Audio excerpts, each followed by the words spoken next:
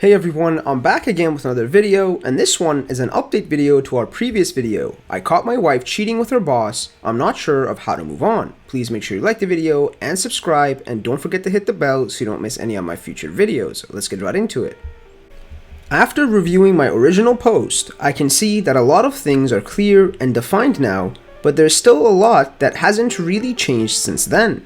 Back then, shortly after everything happened, I took a vacation week and went back to see my parents and sisters. I told them about the situation, and naturally they were all disappointed. Fortunately though, they were very adamant of respecting any decision I considered the best. After debating it a lot, I concluded that the least we could do was try to grow out of the circumstances as a couple, and see how we felt about it.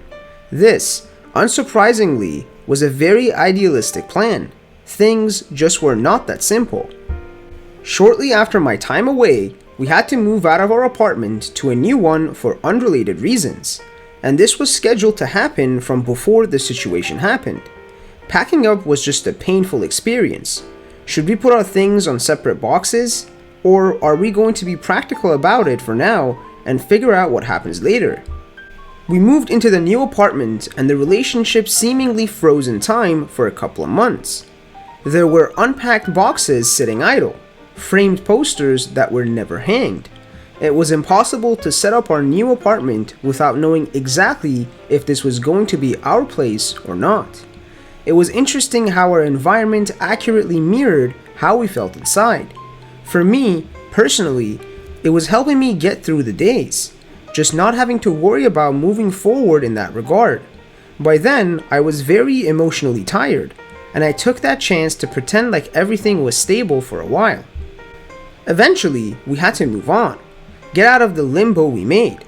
My determination to make things better for us was quickly challenged whenever I saw ourselves as a new marriage. What I originally thought only as leftover anger that would eventually go away only solidified and took shape into what could be described as demons within me. For example, she would go out with a female friend of hers. Everything was normal until I sent a message to check in with her, and after just 20 minutes of waiting, those negative feelings would grow into a lot of anxiety, anger, and desperation. As much as I wanted, I couldn't do anything else. This state replaced every thought in my mind. This experience was so strongly negative, I only had to live it twice before deciding for good that this plan was not going to work. I sat down and explained this, and took steps to break down everything she could do to alleviate my anxiety and regain my trust. These conditions were in my perspective very reasonable. I was expecting her to message me whenever she arrived or left work, and if she had any plans for the night. The other condition was just to pay attention to her cell phone for calls or messages, since she had a bad habit of forgetting about it for hours at a time. She wasn't thrilled about this, even after I made it clear it was only temporary, and that she needed to regain my trust. I understand why for some people these conditions could be unacceptable, but if she could not do this for me, I felt we were not both trying equitably. This was what I needed to know to move the limbo forward in the opposite direction. Sadly, but for the best, we took the decision to end the relationship. She started looking for apartments to move to shortly after. She eventually confessed that she was still in contact with her old boss. I feel we took the right decision. Last night, she took the last of her things and moved out. We're in good terms. I can't see a friendship between us right now, obviously, but I hope we can reach that point sometime in the future. She gave me her apartment keys, and that was it. I truly wish her the best. I hope she can find the happiness she's looking for. My plan now is to try to have some fun and enjoy my solitude. There are so many games I want to play and new things I want to learn. Part of me is still scared, but I now know it's only about giving it some time. Things will all feel normal eventually. I'm glad I'll be there to experience it all over again. And the first comment says, then any reconciliation attempt was doomed from the start.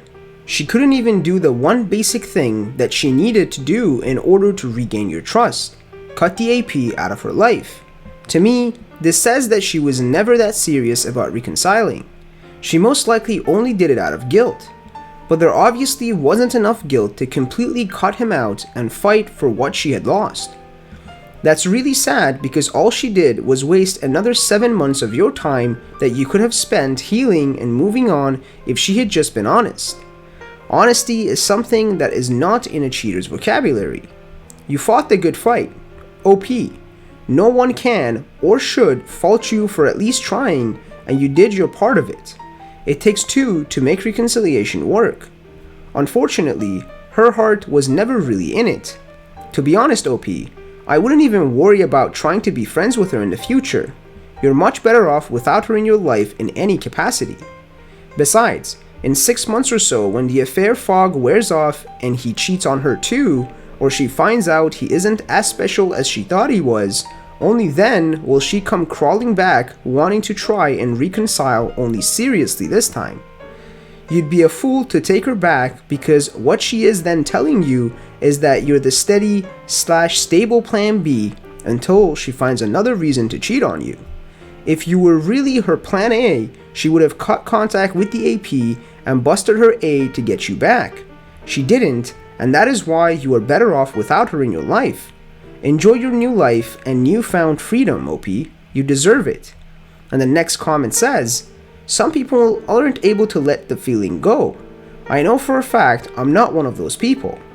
I knew the moment both my ex-wives cheated on me that it was over. I knew I wasn't the type of person who could get over such a violation of trust. What you asked of your wife isn't uncommon.